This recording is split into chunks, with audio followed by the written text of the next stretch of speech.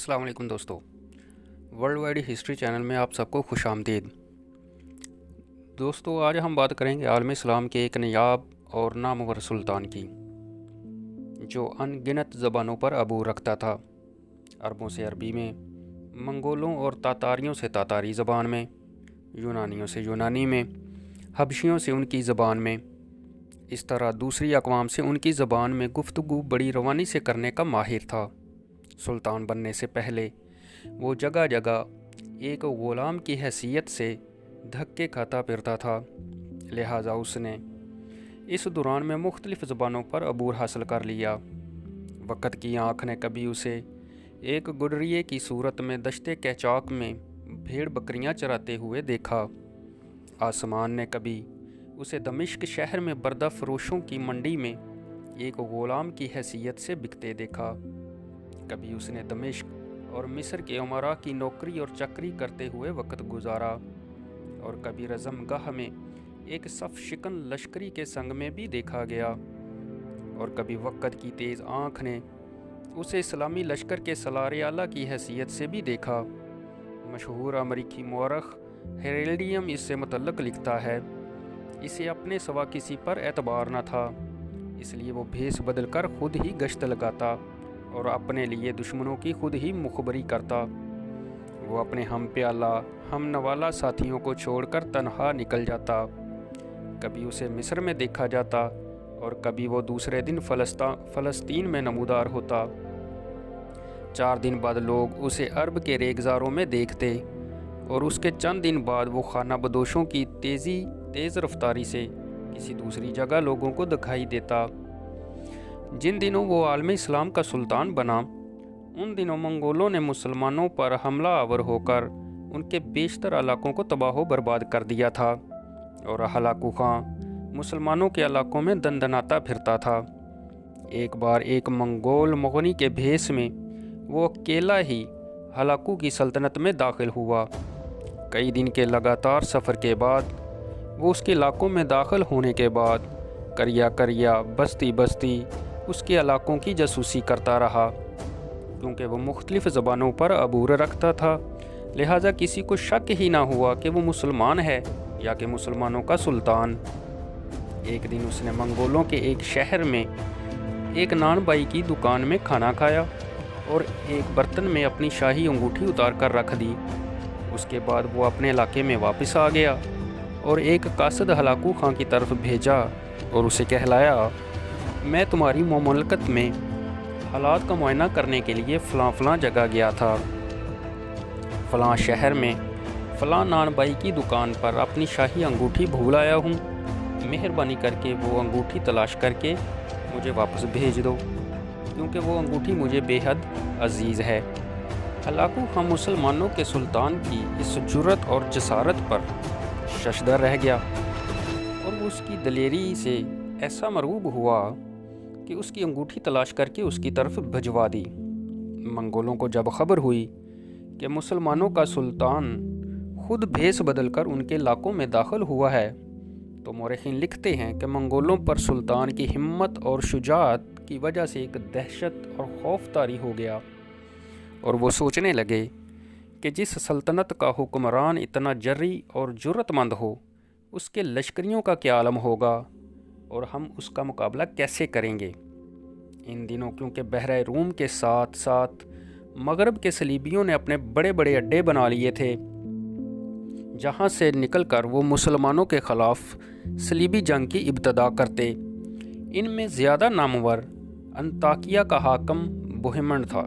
सुल्तान एक मरतबा एक नसरानी ज़ायर का भेस बदलकर सलीबियों के मकबूजा इलाकों में जा दाखिल हुआ और कई माह तक उनके अस्करी इस्तेहकामात और किलों और दूसरे अहम मकामात का जायज़ा लेता रहा। वो तकरीबन 22 ऐसे किले देखने में कामयाब हो गया जो इन दिनों सलीबियों की अस्करी क़ुव्वत का मरकज़ थे, और ये सारा काम उसने तने तनहा किया। इसके बाद उसने एक अजीब सतम ज़रीफ़ी की।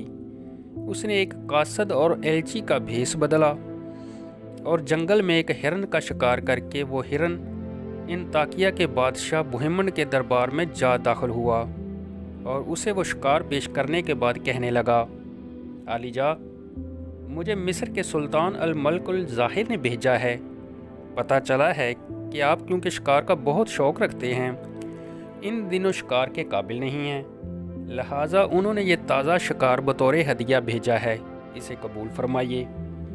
میرے آقا آپ کے شکر گزار ہوں گے۔ کہتے ہیں سلطان جب یہ گفتگو کرنے اور شکار انطاکیہ کے بادشاہ کے حوالے کرنے کے بعد وہاں سے نکل گیا تو چند دن بعد انطاکیہ کے بادشاہ پر کسی نے انکشاف کیا کہ جو شخص تمہارے پاس ہرن کا شکار لے کر آیا تھا وہ تو خود مسلمانوں کا سلطان تھا۔ اس انکشاف پر نصرانیوں کے بادشاہ بہیمن پر خوف اور لرزہ طاری ہو گیا۔ ایسے ناقابل یقین مار کے سر انجام دینے والا مصر کا سلطان رکن الدین بیبرس تھا۔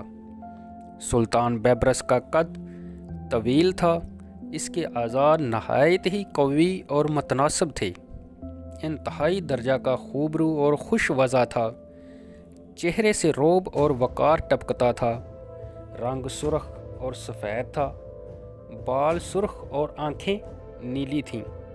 بعض مورخ یہ بھی کہتے ہیں کہ بچپن میں جب وہ غلام تھا تو اس کی ایک آنکھ خراب ہو گئی، تاہم اس نقص نے سلطان کی خوبصورتی، اس کی خوشروئی اور وجاہت پر کوئی اثر نہ ڈالا۔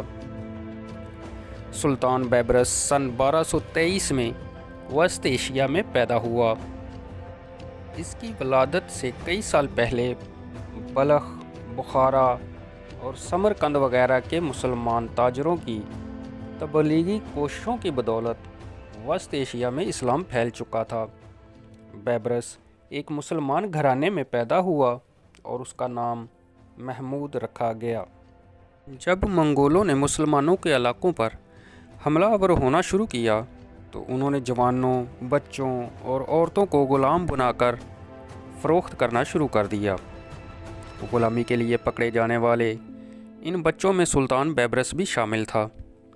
سلطان کو بھی دمشق کی بردہ فروشوں کی منڈی میں لایا گیا۔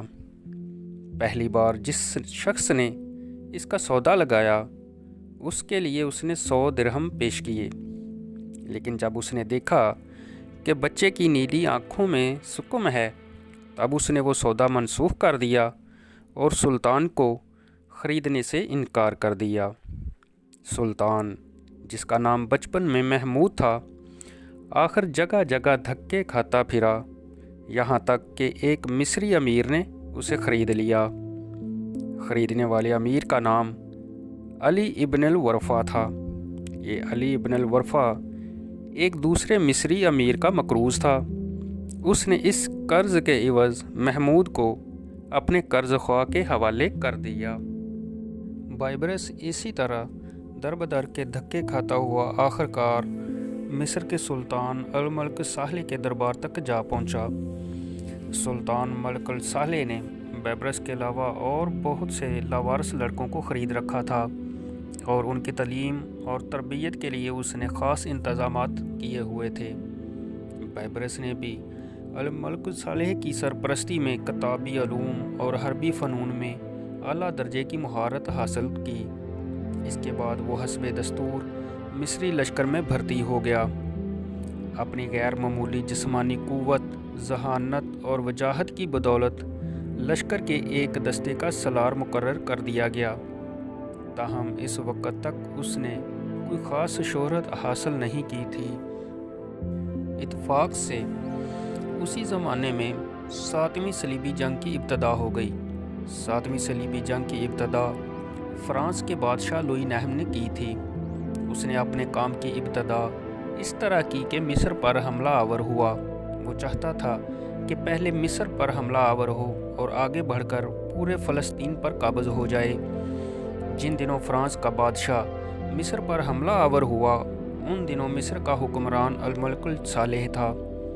اسے حالات کی ستم ظریفی کہیے کہ جس وقت فرانس کا بادشاہ مصر پر حملہ آور ہوا اس وقت مصر کا سلطان الملک صالح بری طرح بخار میں مبتلا تھا اور وہ چلنے پھرنے سے بھی قاصر تھا۔ تاہم اس حالت میں بھی وہ منصورہ کے میدانوں میں فرانسیسیوں کے سامنے آیا، لیکن قدرت کو شاید کچھ اور منظور تھا کہ سلطان الملک صالح اپنی اسی بیماری کی وجہ سے وفات پا گیا۔ سلطان بیمار رہتا تھا، اس لیے اس کی ملکہ شجرۃ الدر بھی اس کے ساتھ تھی۔ کیونکہ فرانسیسی حملہ آور ہو چکے تھے، لہٰذا شجرۃ الدر نے سلطان کی موت کو مخفی رکھا، کسی پر ظاہر نہ کیا، اور اس کے بیٹے توران شاہ کو، جو اس وقت حصن طیفہ کے مقام پر قیام کیے ہوئے تھا، منصورہ کے میدان میں بلا لیا۔ یہ شجرۃ الدر کی بڑی فراغ دلی تھی۔ توران شاہ گو سلطان کا بیٹا تھا، لیکن اس کی دوسری بیوی سے تھا۔ اپنی سوتیلی ماں کے طلب کرنے پر توران شاہ منصورہ پہنچ گیا۔